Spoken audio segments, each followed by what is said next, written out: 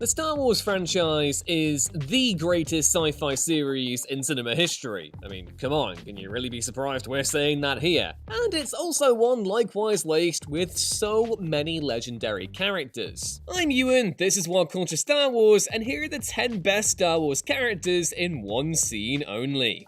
Number 10. FN2199, The Force Awakens. Making a lasting impression during his one major moment on screen, audiences got to see FN2199, nicknamed Traitor and Nines among Star Wars fans, angrily turn his attention towards John Boyega's Finn. Opting to discard his own blaster and shield, FN2199 confronts the former friend and colleague who he now labels a traitor. But not only does FN2199 set his sights on the lightsaber-wielding Finn, he actually manages to get the better of his rival. Unfortunately for Traitor Trooper though, he was taken out just as he was about to finish off Finn, courtesy of a bowcaster-wielding Han Solo.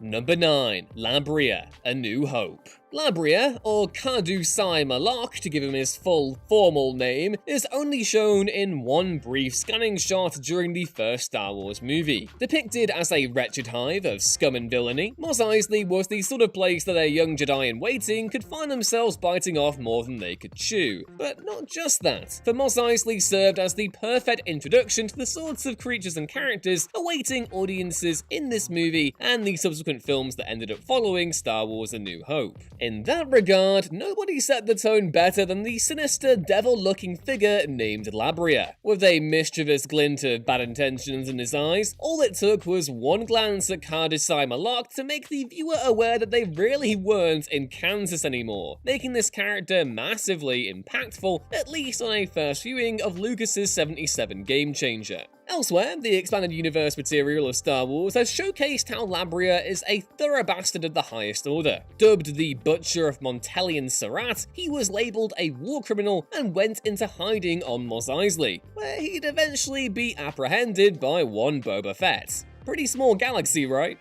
Number 8. The Max Rebo Band, Episode 6. Not just one character, but a group spanning an impressive 12 different figures, this is the Max Rebo Band. Appearing in Episode 6's opening act, we get to see the Max Rebo Band, whose musical style is described as jizz wailing, playing a gig for none other than Jabba the Hutt. As we're brought into Jabba's palace, it's the Max Rebo Band who are blasting out tunes in the background, including classics such as Neck, Jedi Rocks, and That Joyous Night I Ate My Mate. While Max Rebo obviously gets headlining duties for the Max Rebo Band, the blue-skinned Ortolan keyboardist is largely overshadowed by the powerhouse vocals of one Size Noodles. Also, sad fact, even though it isn't quite canon, the LEGO Star Wars Holiday Special heavily implies that Max Rebo was the sole survivor of the band following a tragic incident, which, depending on your thoughts of Size Noodles, will either come as a massive shock or a welcome development.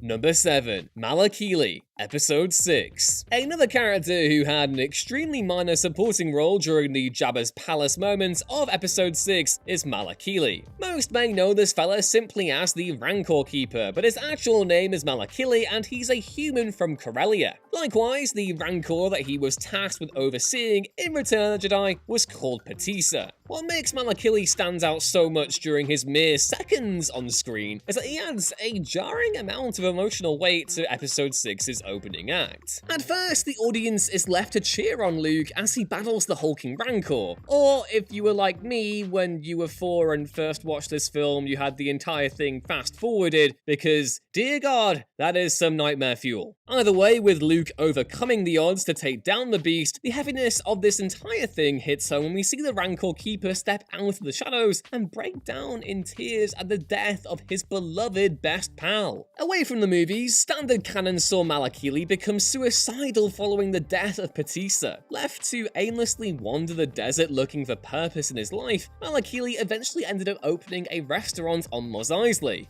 God, I really hope there's some kind of Turner and Hooch development here where he gets to look after a mini Patissa. Just want to give that big boy a hug. Number 6. ZETT JUKASSA, Revenge of the Sith. Revenge of the Sith is considered by many to be the high point of the prequels. I'll always be a Phantom Menace diehard, but I get the appeal. And it's also filled to the brim with memorable one-scene-only characters, like this clone who messes up 2 crab droids on Utapau. God, that's cool. Or this Wookiee that Tarzan roars and blows up a separatist tank. But arguably the coolest one-scene-only debutant in the prequel-threequel is ZETT JUKASSA, who comes to the rescue of Senator Bail Organa as he arrives to investigate the chaos unfolding at the Jedi Temple. When one of the 501st troopers pulls a gun on the Senator and demands he leave, a young, blue lightsaber-wielding Jedi jumps out of nowhere to take on the clones. He kills several in order to protect the Senator, but is sadly gunned down. The great thing about this cameo, though, ZETT JUKASSA is actually George Lucas's son, Jet Lucas. George himself has a cameo in episode 3 too, as a senator who can be seen just before Anakin joins Palpatine for that creepy opera.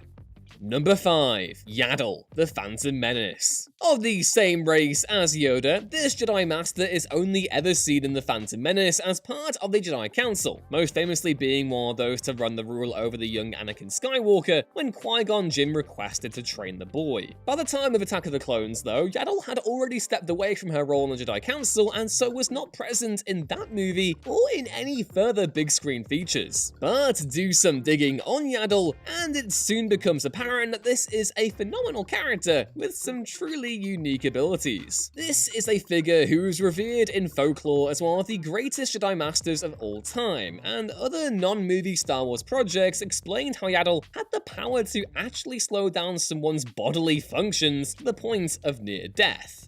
Number 4. ELAN SLEAZEBAGGANO, Attack of the Clones. Attack of the Clones is widely considered to be the low point of the prequels, and it's difficult to argue otherwise. The film has a lot of issues, but what I would also say is that said issues have caused viewers to maybe overlook just how solid a start the film gets off to. Lucas was aiming for a wartime thriller vibe with the film, and it's apparent from the off, with Padme's personal ship being bombed, and Obi-Wan and Anakin being assigned to protect her from any would-be assassins. Which takes us to the best scene in the whole film. After chasing bounty hunter Zam Wesell to a Coruscant nightclub, Obi-Wan decides to walk up to the bar while Anakin patrols the crowds. This is when he's approached by one ELAN SLEAZEBAGGANO, who asks if the young Jedi Master would be interested in buying any death sticks. This, of course, leads Kenobi to work a Jedi mind trick goodness on the Bolasar criminal, blessing us with the tremendous line read, "I want to go home and rethink my life."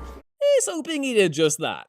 Number 3. Lor-San Tekka, The Force Awakens. When the decision was made to put together a sequel trilogy of Star Wars movies, that trio of films started with a bang as audiences were treated to the legendary Max von Sydow's Lor-San Tekka as the first figure of significance we see in The Force Awakens. For poor old Lor-San Tekka, this would only be a fleeting appearance. Yeah, it was also an appearance that was pivotal to The Force Awakens and the following 2 movies. Why Lor-San Tekka was such an important character is because he was the key part to a map that reveals the location of Luke Skywalker. In those opening minutes of The Force Awakens, we see Tekka pass this vital piece of the puzzle to Poe Dameron so that the Resistance can hopefully track down the wayward Jedi. Adding a further sense of importance to San Tekka, he is then almost immediately killed off by Kylo Ren, which served as the perfect way to introduce the character as a cold, clinical, merciless figure.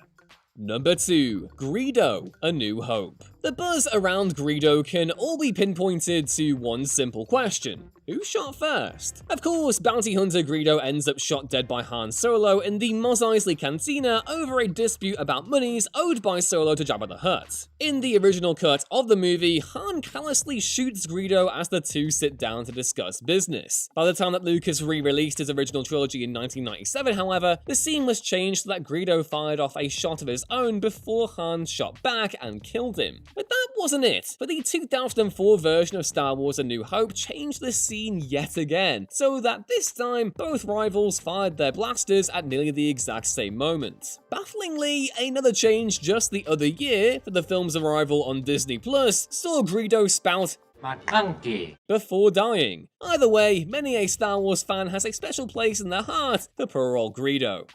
And number 1, Paige TICO, The Last Jedi. Appearing during the opening moments of Rian Johnson's episode 8, Paige was a character who audiences instantly bought into and were planning to stay with for the long haul. This badass freedom fighter was ferocious and unrelenting in her mission, and it was a genuine gut punch when Paige was killed off after only a few minutes of action. TICO was left up against impossible odds that saw her ultimately sacrificing herself for the greater good as she took down one of the First Order's massive vessels. With gritted teeth and iron will, Paige is left completely unfazed at the realization of what she has to do, and thus she is happy to become yet another martyr if it means she'll save her comrades.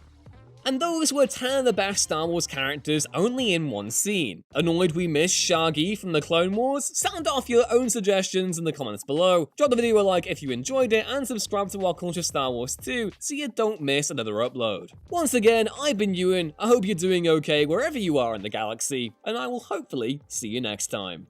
Bye!